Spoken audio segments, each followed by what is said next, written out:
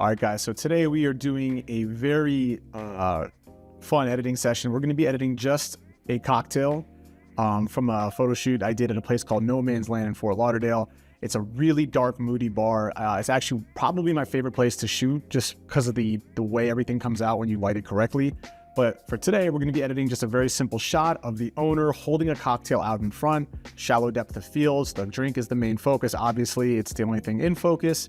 The owner in the background is slightly out of focus, but we're going to take this raw image that was shot with a single light. As you can see, the light is hitting it from the left side here, creating a nice shadow on the right side or his left, depending on how you're looking at it. And then what we're going to do is we're going to take this and see how we can make it better. So I'm going to do an entire walkthrough of just the general settings I apply to almost every single image that I shoot in a darker themed bar. And then as well, we're going to use like the different tools in Photoshop as how to make small things pop, like the exposure of the drink, adjusting the color, maybe creating a little vignette to force your eye to the center. So this is going to be a pretty fast edit, just given the simplicity of the photo, but let's get started. I'm going to do my best to go slow because I usually do this very fast because I'm usually going through 50 to 80 photos from each shoot, and I'm usually getting them done in about an hour or two. So today we're going to slow this down. I'm going to talk it through. All right, so let's get started here. Obviously, when you pull in a raw image here, it's going to bring you to the camera raw window here with all these options on the right side. I typically do the exact same thing with slight changes to every single image. So we're going to start here. Usually I raise the shadow up just a little bit. As you can see, it just reveals a little bit more of the background. Bring the highlights down just slightly. Bring the contrast up just a little bit and the exposure up just a little bit, right? So already we are seeing a bit of a pop of a difference. Let's see, I think this is the toggle default. There you go. So here we go. That's already a small difference, right? Then what I tend to do is, depending on the room, are we going to cool it down? Are we going to warm it up? That always depends on the natural lighting of the room. This is actually pretty fine the way it is. Sometimes I will, make it a little bit more of a magenta feel because when something's a little too green, it looks lifeless. So, that's always just an option. And then saturation, completely depending on how saturated the colors are just in general of a place. That all depends on the built-in lighting. So this one's pretty good. The last thing you want is something like this. That doesn't look good. So I would keep this actually right at 0. Now the main tool I use here that I find makes my stuff pop is the clarity. You bring up the clarity like that, it will 100% give this high-end definition to your images, right? You go too low, it looks soft. You go too high, it looks, like you're using a program from the 90s or something to just do a one-stop shop. Actually, that's kind of how the photos in Instagram looked when it first came out. You would select, like a profile, like an image profile that you could apply to your images, and like everyone would go with this. But what I do is I bring it up just a little bit to about there, and then I bring the vignette slightly down. Which this does is forces your eye to the center of the image. Now already, what a difference these two images are when you compare them to each other. Now from here, I go down, and right here in your color mixer, right, we have everything from your hue, which will change the tones of each of these individual colors. I try to keep those, I basically leave those alone, with the exception of maybe making the green garnish in an image slightly more green to make it look fresher. That would be using something like the yellows or the greens to move them a little bit more towards a teal or a green. So for the most part, I keep this pretty, I leave it on its own, with the exception of sometimes I'll turn down the orange and the reds just a little bit, but I'll compensate for that by raising up the saturation of the entire image. So what happens is sometimes these images tend to be a little bit too warm, and I find that to not really look that great. So right here already, looks pretty good, the back and forth. The other big one is I go to the luminance, and you can control now the brightness, the exposure of individual colors. For example, with the oranges, right? You go too high, you lose a lot of orange, but you get this pop. You go too low, you get a lot of orange, you lose the highlights, right? So what you want to do is I just bring it up just a little like that, and it makes it just really pop in front of your eyes. And then the very last thing here is I always like to cool the shadows down a little bit. So you can see this is affecting just the shadows in the images, right? So I make it just slightly cooler, slightly like that. And then I'll come to the midtones. These are the midtones of the images, and I'll make that slightly warmer. And now we have a really nice before and after of an image that already looked good in the first place, but now pops way more. And what I'll also do, as you can see, there's a little bit of noise in this image just because of the clarity I added and obviously raising the exposure. So what I do is come right here to the manual noise reduction. I reduce the color noise and the luminance noise, okay? You'll already see, if you want to look right here, the difference, right? It's pretty wild what you can do with this. And then when you're done with that, this is just the raw window, right? How we're affecting the raw image before we even start doing any additional editing. So once that's done, we're happy with our image, we're gonna hit open. And now we're in our full suite of tools right here that we can use to, make this image pop. Now, right away, I already feel like a little bit of the saturation is missing. So I'm gonna go, I'm gonna hit Command U, or anyone else could hit Image and Adjustments, Hue and Saturation here. And I will bring up this just slightly. And now you can see if you go Command Z, see there's a little bit of a change here. Here, I'll bring it in, look, see that's before, after. See, just very slight difference. Now, there's really not that much more to do in this image with the exception of one thing that I really enjoy, and that is I will go over to the dodge tool here. This is the dodge tool on the left. The dodge tool is basically just a way to adjust the exposure to certain parts of the image instead of the whole image. So the burn tool is to basically reduce exposure. The dodge tool is to increase exposure, right? So if you want to make the cocktail pop more, you go to dodge, and then from there you can choose whether you want to affect the midtones, the highlights, or the shadows, right? So for the most part, the midtones are what's going to have the biggest effect on just overall image, change. So like if you'll see here, I'm going to keep it slightly low on the exposure level, right? If you have it way up too high and you click it, it'll just make it way too bright right away. We don't want that.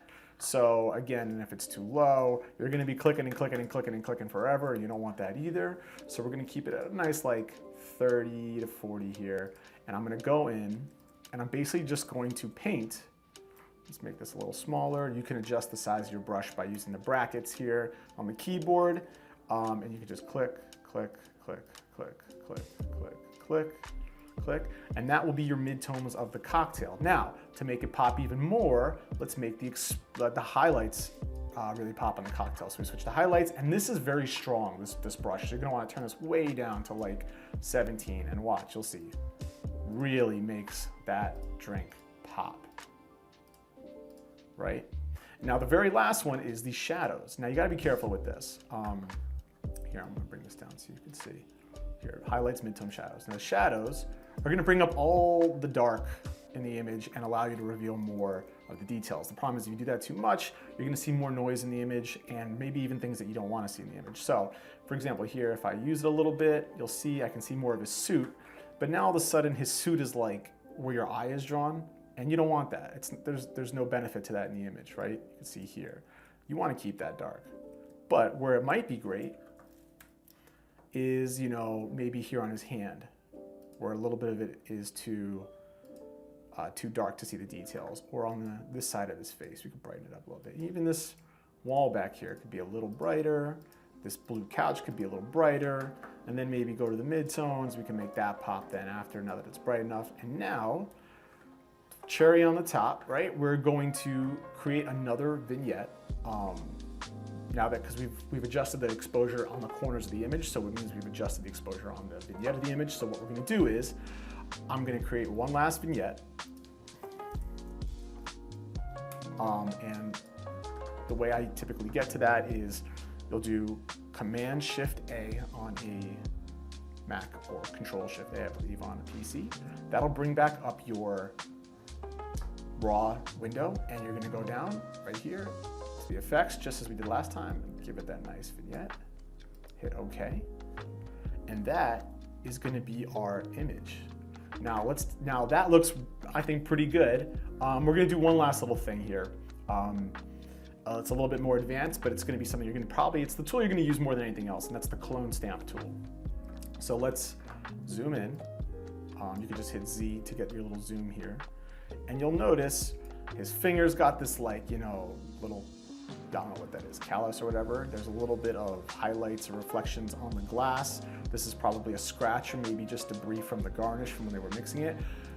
Getting rid of that will make a big difference in the final image, especially if you're delivering this for a client. So what you're gonna do is you're gonna go over to your clone stamp tool. It's this little stamp here, or you can just hit S.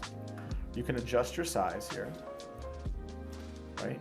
You're gonna wanna make sure that the hardness here is at its lowest. This way, when you clone one part of the image over another, there isn't gonna be this like hard circle frame to it, because you're not taking a perfect circle and putting it over. You wanna take just a soft bit of that area and put it over so that it blends. Think of it almost like a haircut or something. So what we're gonna do is you're gonna hold down Option. See, you'll see how it changes the cursor.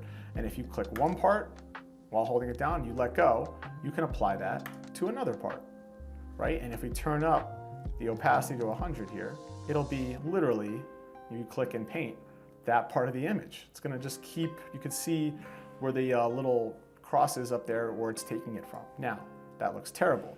But what you wanna do is, this is where the artistic side of things come in, the understanding of like shadows and composition is what you're gonna do is you're gonna wanna maybe take an area that has the same shadows and the same highlights and apply that over. So Option over the area above, because we can see this is like, you know, the shadow of the glass versus the light is hitting the glass. So we're gonna take some of that, holding Option, let go, and we're gonna paint it over. And then we're gonna take some of the shadow part and paint it over.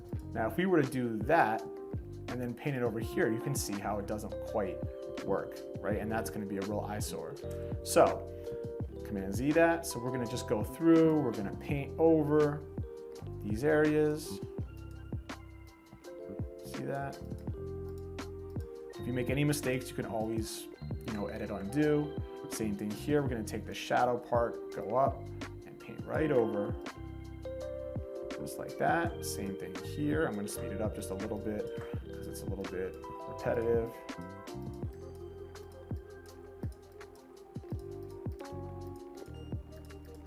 All right, pretty good. And then we're gonna, let's just get this part too here. And then we're gonna come over to his finger and make it a little smaller. We'll take this darker part and put it over here.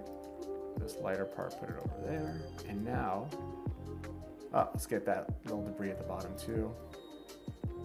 There we go. And that, one last little bit.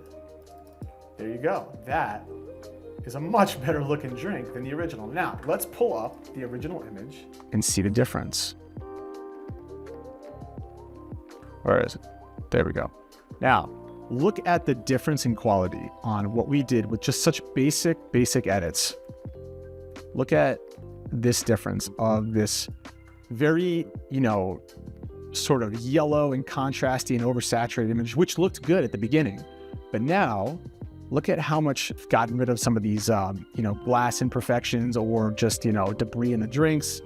You know, his finger looks better, the overall tones, we have a little bit of a split in the shadows versus the highlights, and I think it's just an overall much better image. So, guys, thanks so much. If you have any questions on my editing and how I do this sort of thing, or you want to see more advanced stuff, let me know. I'm going to do a few more today so that, you know, you guys can see also just how I might fix the skin in an image or remove something from background, or, you know, how to adjust and change a garnish. But for the most part, it's the same tools. The dodge tool, it's the clone stamp tool, it's adjusting the exposure with the dodge and burn tool, and, you know, really just taking steps and realizing, you know, what the intention of the image is, you know, what is this for, what is the client's goals, and just, you know, what do you think looks good? And over time, you'll get good at it. You'll develop, you know, you'll train your eye to get it. So thanks so much, guys.